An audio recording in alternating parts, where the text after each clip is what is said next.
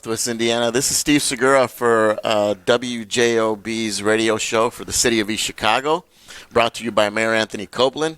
And today we have some special guests from our East Chicago Police Department. We have Jose Rivera, who is the Chief of Police, and Syra Jimenez, who is the Intel Support Officer for the department. Good morning. Thank you for coming. Good morning. How are you?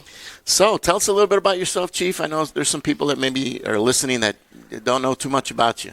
Sure. So my name's Jose Rivera. I've been with the police department going on 25 years now. Born and raised here in East Chicago. Graduated from EC Central in 1994. I joined the department back in 1998. So wow. Been there for a little while now. Yeah. Homegrown. That's what we like to hear. Absolutely homegrown. Yeah. And you? I'm not too far off. So I went to Whiting High School. I actually was an intern at East Chicago, and I went to Ball State, and now I'm here. Oh, that's great. That's great. I hear a lot of good things happening in the police department these days, and we have a number of things we're going to discuss today. First, I know you guys are in a constant phase of hiring, correct? Correct. Yes. So we've been hiring now probably going on 10 or 11 years consecutively. So it's something that we've never stopped doing. But what we started to see recently is that even nationwide and here locally, it's very difficult to hire officers. It's almost as if the job is no longer as popular as it used to be. So we've incorporated a lot of new incentives. We're right now going through a new hiring phase that if you turned in your applications, please, if you haven't, turn them in by next Friday at 4 p.m., February 3rd, because we're starting a new hiring phase. We're trying to get these applicants ready for the academy coming up in August. But we're not the only ones hiring. There's so many people hiring, and I want to talk about why East Chicago is the place to work for. Yeah, I saw that. I do have a flyer here somewhere. There you go. Here, you want to read some of that stuff off? Some of the bonuses of becoming a Chicago officer? So in the last 2 years, we received 22% raise. What that did for us was that boosted us now to being the top paid department in the county. And that's if you include all our incentives. So some of the incentives that we have here at the East Chicago Police Department is the mayor pays us gives us a check for holiday pay, our clothing allowance. We have a $5,000 residency bonus. The city pays 3% of our perf, which comes out to close to $3,000 annually, that some departments don't pay any. We also have up to 9 weeks vacation. We have state-of-the-art equipment, training, facility, and it's, again, one of the most exciting places to work at right now because the mayor has invested hundreds of thousands of dollars in new technology, which we'll be talking about real soon as well. Wow. Yeah, I see we have some comparison sheets here of what some of the other departments pay out in comparison to us, and then we're looking pretty good. Yeah, we're looking good. So and just on the comparison, like I said, I compared all a total of 12 police departments in Lake County. And what I did was I added our base salary. So our probationary officer base salary is $57,257. And our first class patrolman, which is after 3 years, their base salary is $67,732. But when you include the incentives that we now have, our total salary for a probationary officer is $70,373. And for a first-class patrolman is $83,662. That's with just 3 years of service. And again, that's adding our clothing allowance, our holiday pay, a citywide bonus, longevity, perf, and our residency. So plus you guys get to retire kind of young, huh? Yeah, we get to retire young. After 20 years, you lock in your pension. Wow. So, yeah. You should have been a cop, man. I'll be 41. Wow, you're almost there, huh? No. Don't take it there. No, it's like that with the fire department, too. They get to retire young as well. We mirror the same as far as salary. But, yeah, you get to retire under Indiana Perf after 20 years. You can't collect until you're 52, though. So that's when you can start collecting. That's my age. I still kind of consider myself I'd need a somewhat second young. job. I'd need a second job. Yeah. You can literally get a second job at that, or another job right after No, that. absolutely. We've had a lot of officers do that. They retire after 20 years and they go work somewhere else and Yeah. start a second career. Get them 2 pensions, huh? Absolutely. Yeah, absolutely. He's like, yeah, I can't wait. Nah, I like it here too much. Yeah, I was gonna say we don't want you to go anywhere. All right. No, You're I doing appreciate doing it. a great job. I hear a lot of good things about our department. Not that you guys are the envy of many other departments, but I hear that that's kind of That's kind of happening. It's gonna happen, yeah, and it really is, especially when it comes to technology. Yeah. Right now, we're utilizing technology to help us police the city because, again, we've been hiring for over 11 years, and as soon as we hire them, people are retiring or officers are just jumping department to department.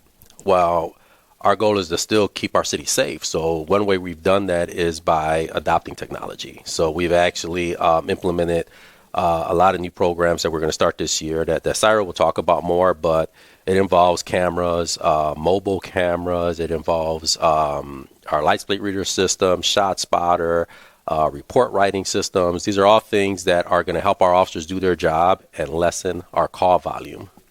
Now, one of the things I noticed is that with the mayor giving you all these tools, our crime has dropped, correct? Absolutely. So we did a comparison also for our crime stats and total calls. In 2021, we answered 29,448 calls. Since then, we've been adding more and more to our technology. And to end 2022, we've only answered 23,867. So our call volume dropped about 5,600 calls of service for the police. And that's just police calls. Besides that, even our crime rate has dropped drastically. And just the major crimes that people want to hear about, our homicide rate is down 23%. Our robberies are down 23%. Our aggravated assaults are down 15%. And our burglaries are down 21%. Now, these stats are coming from NIBRS. This is what we report to the FBI every year. So these numbers, you can't fumble with these. You can't, make up numbers. This is stuff that's reported directly from our system straight to the FBI. Is that the Spillman thing? Yeah, from our Spillman system. So this is stuff that we must by law report to the FBI, and we make a sheet every year, and every year you'll see crime is dropping further and further.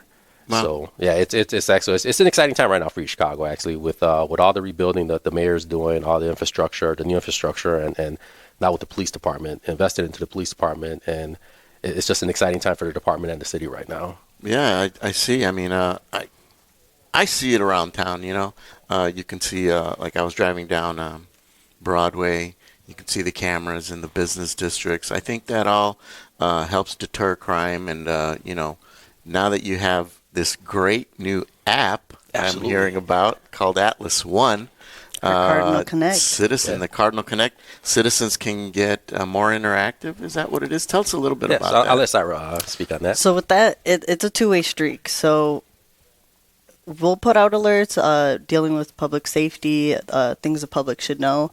On the other end, what it's really meant for is any concerns that you would normally report to your city council or anything like that, you get to directly report it now. So with that, and you have someone at the other end kind of just answering you and going about that, where before you'd have to wait, you'd go into the building. It's moving toward, it's more modern, where you'd have anonymous tip line. This is replacing that. We still have it, but your younger generation, they're always on their phone, right? So you're going to get that, them reporting. And then with that, we could also use those stats and bring it in. So any concerns that might not be reported, like they said, this is reported to the FBI. How many things go unreported that actually do happen in our city that people don't want to report? Or this is a way for them to make it, and it's anonymous. You can go ahead with the click of a button. You just click it, and it's anonymous. We don't see that back end. It literally shows up anonymous. So we've had it for, I think it's 2 weeks already that it's been on. So from that, we've people reporting anonymously, and even it could be anything. It could be your traffic complaints, your abandoned vehicles, just really anything that is of concern that you think is a police matter could be reported. Obviously, any emergency you want to call in, given there's not always an active officer behind there, but someone will get back to you. And even students can use this at school if they want to report bullying, or if they want to report that there might be future violence occurring at the school or a fight or anything. They can get on the app, and without us knowing who they are, just send us a message saying, hey, this guy's a bully, or this guy is bullying people, or I'm being bullied, but I don't want to, I don't want him to know that I'm telling. We can immediately respond back. We can get a hold of our school resource officer. We can get a hold of security or administration at the schools and deal with it as it's happening. Wow, so it's got so many uses. Yeah, it really does. Yeah, I think a lot of people were at first really seeing it. What we were getting was, you're not telling us everything, where it's like, these are matters of like literally your safety. So that's what we alert. I think people wanted it to be more of a scanner type deal, where it's not. We're not going to give you every single traffic stop, every single this. It's something that it involves your safety. It's geofenced, so it'll send it to that area, so it won't be the whole city that might get it if you're not directly affected. If something that's the whole city, we're going to go ahead and send it out. So that's kind of what I was wondering when I downloaded the app. And by the way, this app is available on both Apple and the Android stores. If there's a crime in your area, so only that little area will get it, like a notification? Yeah, unless you click to follow, like, everything. I believe there's a button there where you click follow, and you could follow anything that's happening in the city, and it'll alert you to anything. But for the most part, if you don't, it's going to just be that little geofenced area. Yeah, and we set it up that way because we don't want to panic the whole city. I mean, if there's a major vehicle accident blocking the road in a certain area, okay, we might notify the whole city on that. But if there were shots fired in, say, the Guthrie area, that there's no need to notify the Roxana residents. Right. So we'll notify everybody in that geofenced area. And again, it's not hiding anything. It's just notifying the people that it's immediately affecting. Correct. And then later on, everybody else can hear about what happened. But we just want, at that moment, we want to notify the people in that area why we're there. And then it's working. We had shots fired on the north side, and this was the first day that we implemented this program. And we were able to notify, almost 70 people that were already on the app in the 6-block radius. Right. So how many? That's going to be my so next right now, question. I think the last time I checked, which was about 3 days ago, as far as our users, it was close to 400 or 500. So definitely, numbers are going up, and we hope they keep going up. But that's why another reason we want to talk about it. I think there's a misperception of what it's used for, where it's a two-way streak. Right. It is a community engagement app, so we want it to be that instead of just a notification app, because then that's almost like a one-way streak. Right, and then there's resources. Once you download the app, there's going to be resources there for domestic violence, child abuse, adult abuse, certain hotlines, all there for you already. Oh, so, that's cool. Yeah, there's frequently asked questions. If you have a question about a tow sheet or a ticket or any questions regarding that are frequently asked to the police, we already have them already there and answered. So, and then if you don't have the answer, then we have the numbers you can contact on this app.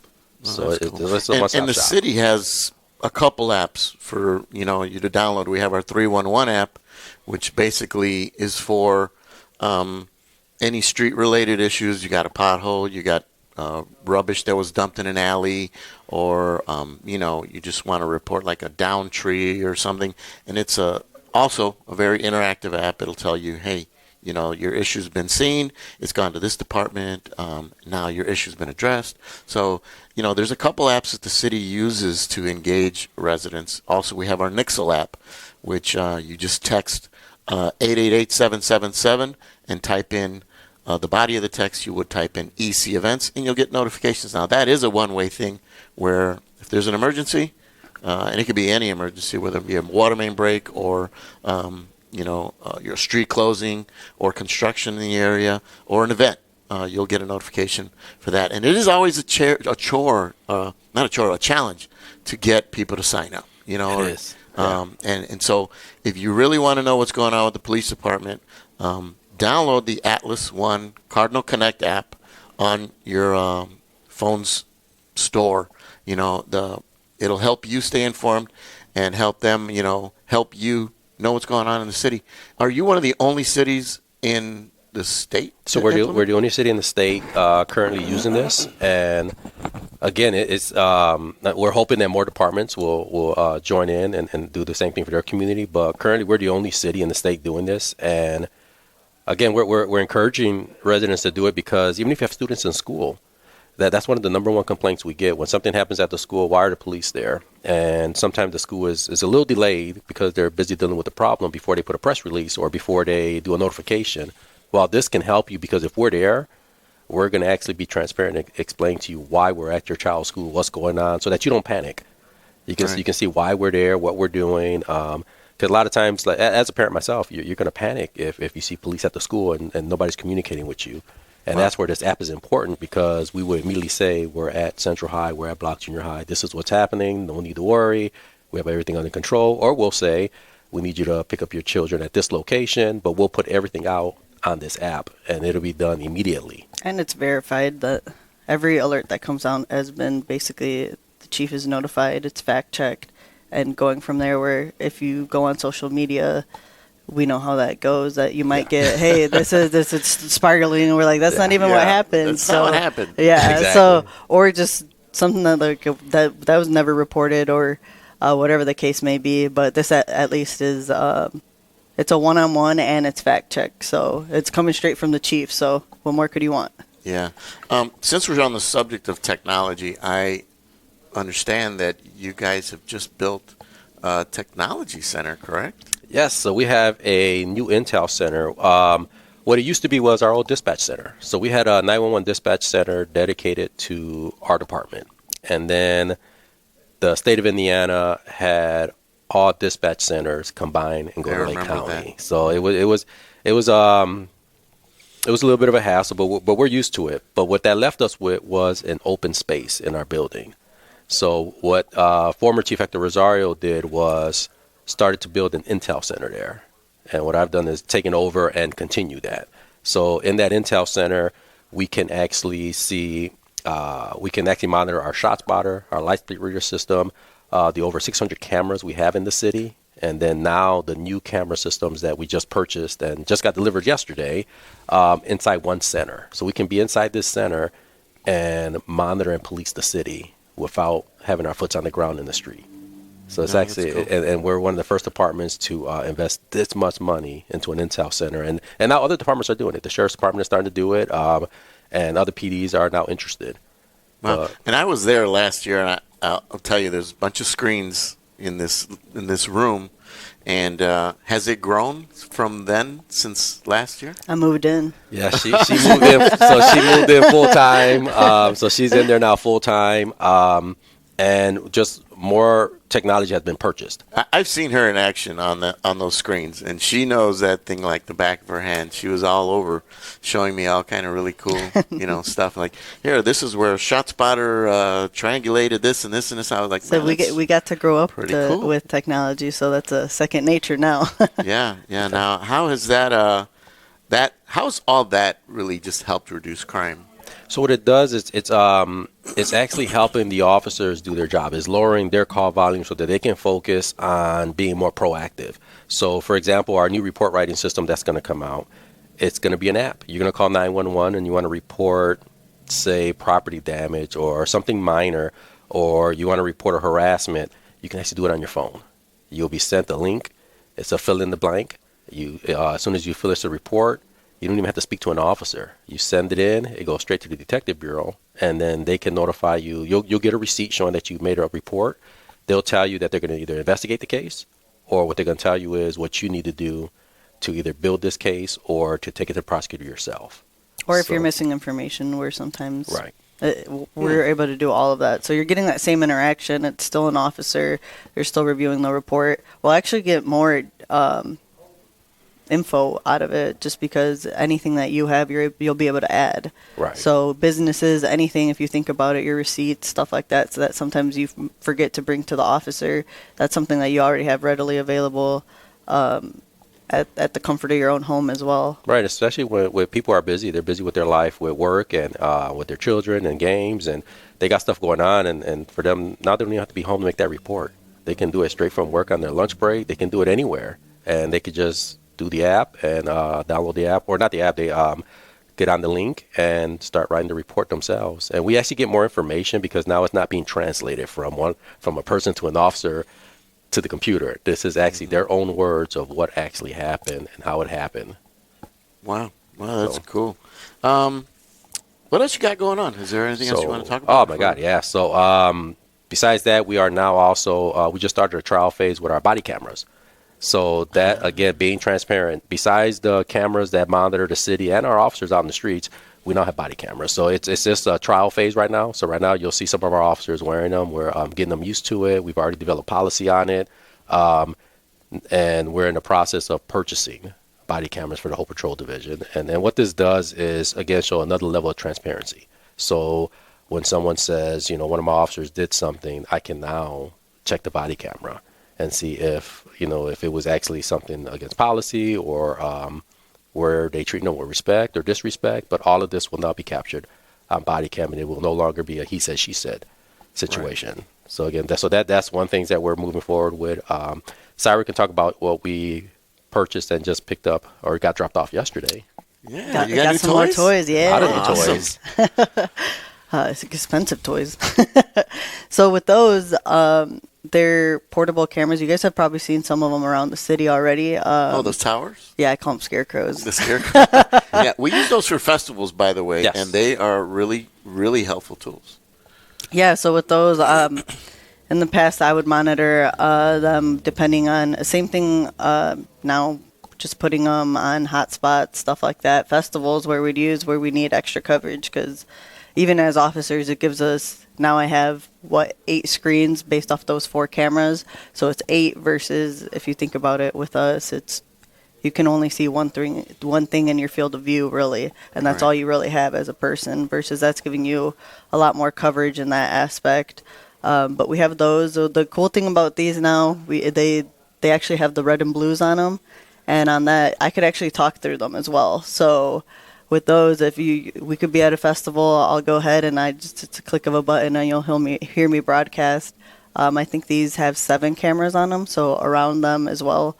But they definitely deter crime. I will say that's the reason I call them scarecrows because it acts as the same. So of course, if you see a deterrent there, they're like, step away from the vehicle. Right. Right. And we could immediately deploy these cameras. So they're hooked up to a trailer. We hook them up to our truck. We could drop them off anywhere in the city. And we have now a total of 4. We got 2 brand new ones yesterday, but that brings our fleet up to 4 mobile cameras that we can just drop off these trailers. Say code enforcement is having a problem with people dumping garbage or tires in lots. We can now drop off a trailer right there and monitor that entire area. Recently, we used it for, I believe it was a 3900 block of Theodore. Yeah. There was multiple shots being fired. So the first thing we did was go after the landlord in the apartment where they were having problems at. So we were able to get the tenants evicted, but we also want the community to feel safe. So we put the mobile trailer camera right in that block. We put it in a parking spot and left it there. Oh, wow. And immediately from the first day we put it there, the call volume stopped. There were no more shots fired. There were no more disturbances. That's why I'm telling you. It was phenomenal.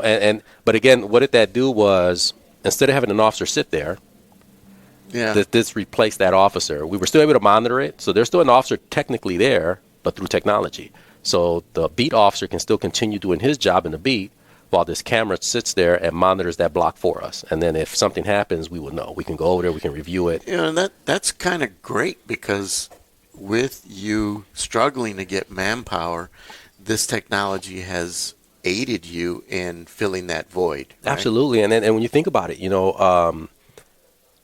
yes, our manpower dwindled.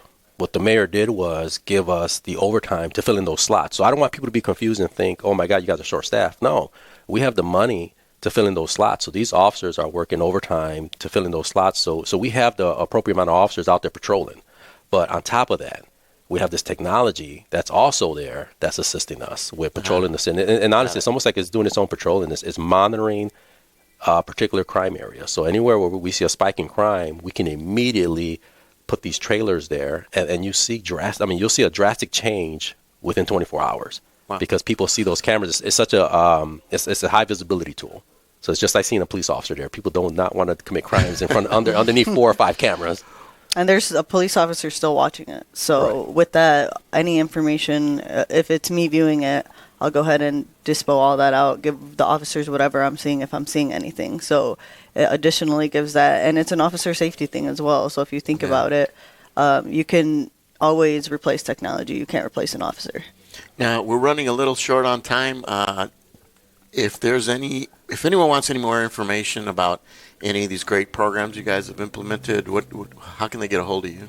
Sure. So they can contact me directly. And my office line is 219-516-2141. So that goes directly to my office. They can reach out to me on the Facebook page. So I get a lot of messages on our Facebook page. So please follow the Chicago Police Department.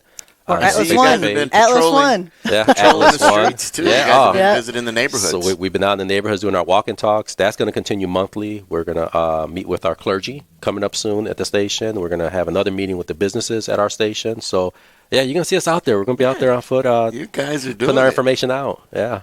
I commend you guys. You guys are doing an awesome job for the city. Well, let's see. How much do you think we've invested in technology?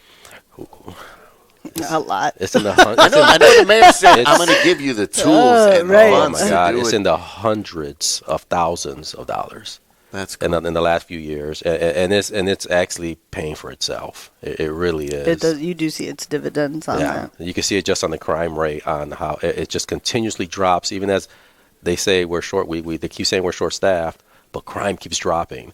The call volume keeps dropping. That's because we're still policing the city, but we're using technology and still using manpower, but we're also adding technology to assist Now, us. you know, as a resident of East Chicago, all I say is I am glad our city is safer because all these things have been implemented.